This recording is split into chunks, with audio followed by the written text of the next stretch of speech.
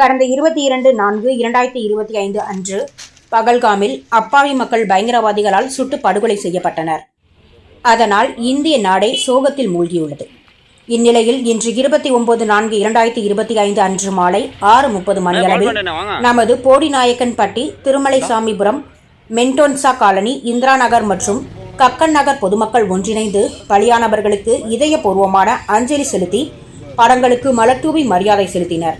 திண்டுக்கல்லில் இன்று மாலை 6 மணி அளவில் பகல்காம், ஜம்மு காஷ்மீர் தீவிரவாதிகள் தாக்குதலில் இறந்தவர்களுக்கு மெழுகுவர்த்தி ஏந்தி மௌன அஞ்சலி செலுத்தப்பட்டது.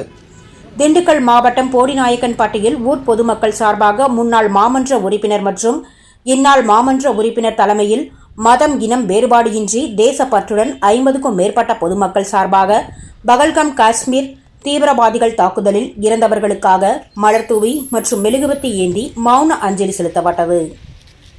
சான்றோர் குரல் செய்திகளுக்காக திண்டுக்கல் மாவட்ட செய்தியாளர் லட்சுமணனுடன் செய்தி வாசிப்பாளர் முத்துலட்சுமி. செய்திகளை உடனுக்குடன் தெரிந்து கொள்ள சான்றோர் குரல் பக்கத்தை ஃபாலோ